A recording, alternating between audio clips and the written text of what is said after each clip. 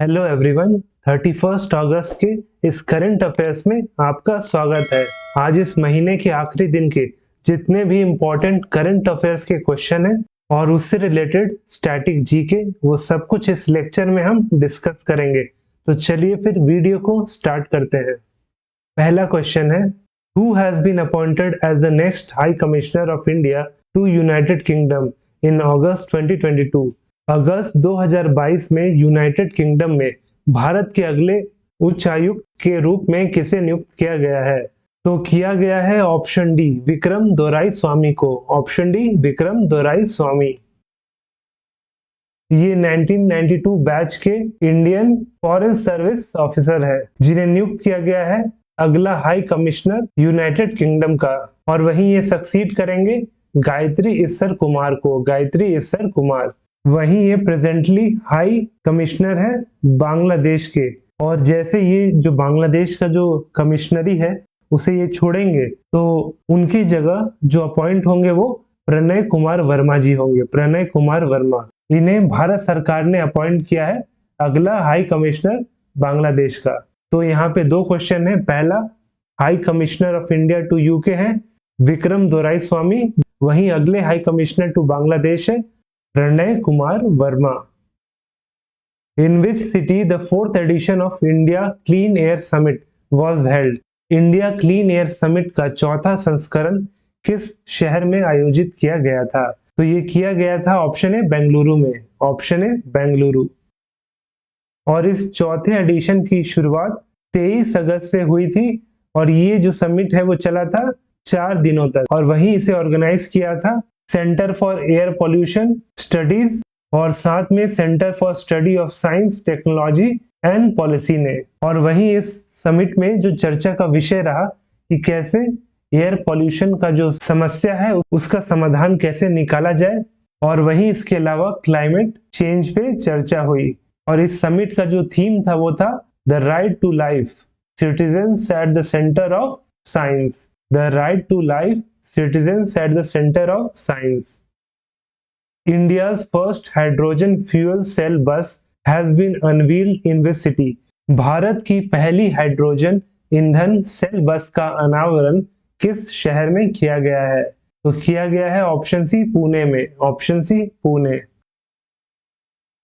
और इस indigenously developed hydrogen fuel cell bus को अनवील किया था डॉक्टर जितेंद्र सिंह ने। डॉक्टर जितेंद्र सिंह। और वहीं इसे डेवलप किया है CSIR यानी कि council of scientific and industrial research, और इसके साथ पुणे का KPIT। तो दोनों ने मिलकर इसे डेवलप किया।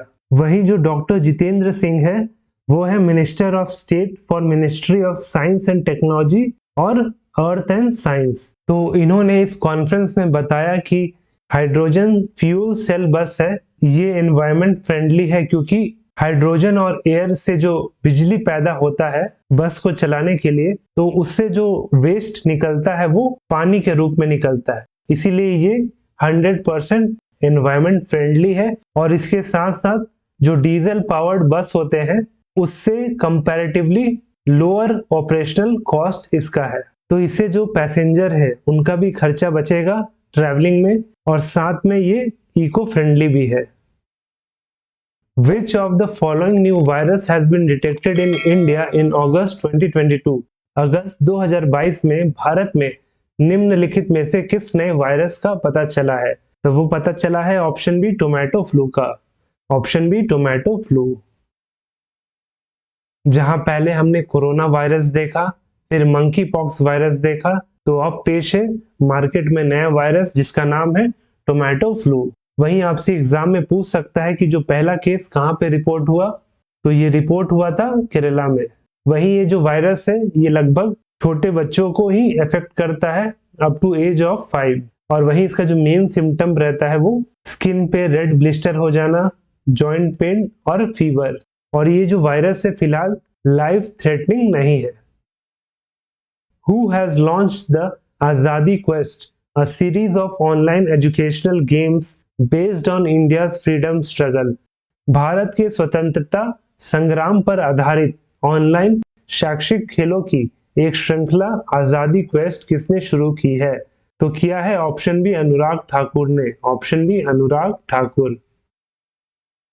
अनुराग ठाकुर ये है minister of sports youth affair और इसके साथ साथ minister of information and broadcasting. इन्होंने इस आजादी क्वेस्ट को, जो कि एक ऑनलाइन एजुकेशनल गेम है, इसे लॉन्च किया था। वहीं इस गेम को डेवलप किया है जिंगा इंडिया ने, जिंगा इंडिया। वहीं इस ऑनलाइन खेल के माध्यम से भारत में जितने भी स्वतंत्रता सेनानी रहे हैं उनके बारे में आपको जानकारी दी जाएगी। तो खेल खेल में ही आप बहुत सारी चीजें भारत के बारे में जान सकते हैं।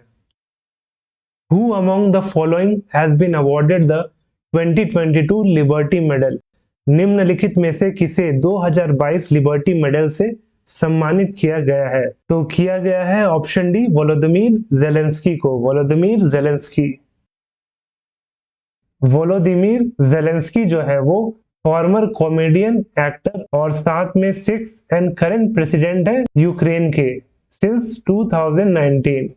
वहीं ये लिबर्टी मेडल इन्हें इसलिए दिया गया क्योंकि जो यूक्रेन रशिया का जो वॉर चल रहा है उसमें ये अपने देश के लिए फ्रंटलाइन में खड़े होके अपने देश को बचाने में लगे हैं। वहीं ये जो लिबर्टी मेडल है ये एस्टैब्लिश हुआ था 1988 को, 1988।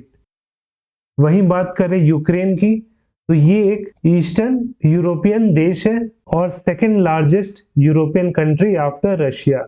वहीं आप इस मैप में देख सकते हैं जो यूक्रेन है उसके नॉर्थ में है बेलारूस, वहीं साउथ में मोल्डोवा और रोमानिया है, वहीं वेस्टर्न बॉर्डर शेयर करता है पोलैंड और स्लोवाकिया के साथ, तो साउथ वेस्ट बॉर्डर शेयर करता है हंगरी के साथ। और यूक्रेन की जो राजधानी है वो कीव है और वहां की करेंसी है यूक्रेनियन हरीवनिया, यूक्रेनियन हरीवनिया।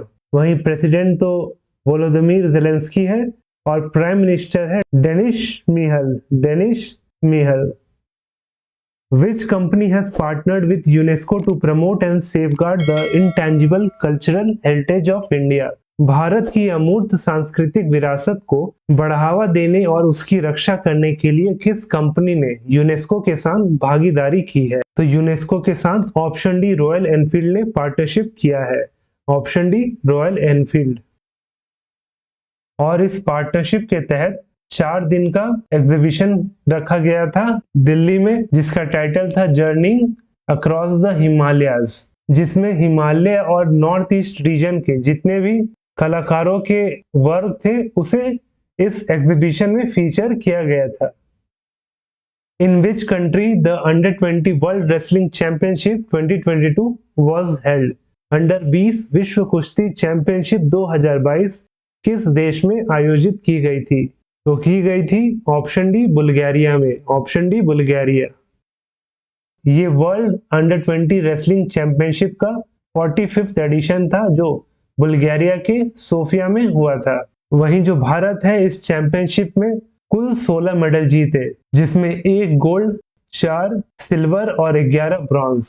वहीं जो एक लौती खिलाड़ी थी जिसने गोल्ड मेडल जीता उसका नाम है अंतिम पंघाल, अंतिम पंघाल। और इस गोल्ड मेडल जीतने के साथ वो बनी पहली Indian women to win a gold medal in under 20 world wrestling championship. तो ये आपके एग्जाम पॉइंट ऑफ व्यू बहुत ही ज्यादा इंपॉर्टेंट है। वहीं जापान ने 9 गोल्ड मेडल के साथ इस मेडल टैली में टॉप किया। The Tata steel zoological park is located in which state? Tata steel zoological park किस राज्य में स्थित है? तो ये क्वेश्चन आपके लिए है, आप हमें इसका सही आंसर नीचे कमेंट सेक्शन में लिख के बताएं। और वहीं इस डेली करंट अफेयर के लेक्चर का पीडीएफ आपको हमारे टेलीग्राम चैनल प्रेप नेशन में मिल जाएगा जिसका लिंक नीचे दिया गया है, आप जाके वहां से डाउनलोड कर ले। और वहीं अगर वीडियो अच्छा लगा हो तो वीडियो को लाइक और अपने दोस्तों के साथ इस वीडियो को ज्यादा से ज्यादा शेयर करें।